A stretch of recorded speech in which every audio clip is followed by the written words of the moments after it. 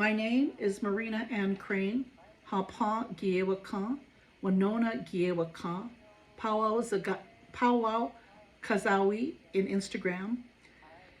My late mother's maiden name was Giewakan, meaning flying holy.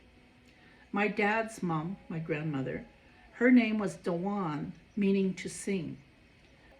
I was born on the Oak River Indian Reserve, now called Sioux Valley Dakota First Nations, during a minus 40 below winter storm.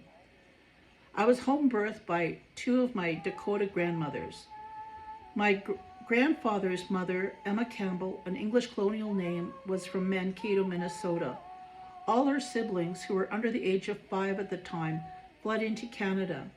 When her parents escaped from the largest mass execution in U.S. history. My grandmother's name was Wasichana, meaning white man. My lineage comes from the Sioux tribes that escaped and were exiled into Canada.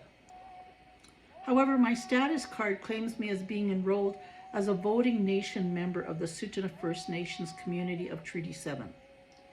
The colonial construct policies meant to divide Indigenous people did their jobs well. Having spoken Dakota Sioux until I went to day school at the age of 5, I lost my ability to speak Dakota and was raised listening to various language in the Treaty 7 area. As a child growing up in Tsuut'ina, what that was once called Sarcee, I grew up around horses, snaring rabbits, and eating off the land.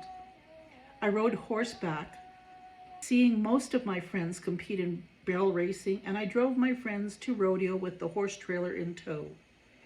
It is a part of my life that seems so long ago. I frequently played basketball in my 30s, and I loved bicycle riding and would ride 100 miles a week. It seemed like another lifetime ago. Imagine this lifestyle is so far removed from where I am today. Systemic racism meant to harm me and my community before my birth. The gender violence towards Indigenous girls and women was declared in Ottawa as a national crisis in 2023. My blog I started in 2011, Buyer Be Aware.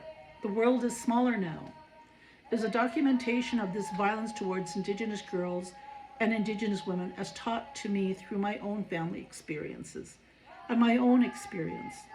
I thank you who hold space for myself and my ancestors' stories, for they are the ones who are the most vulnerable.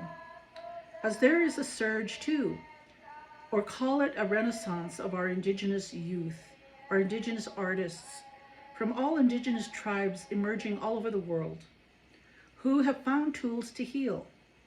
We must hear these voices if we are to survive as a human race, survive as human beings in this change, and some call it climate change. So I thank you for listening and holding space for me.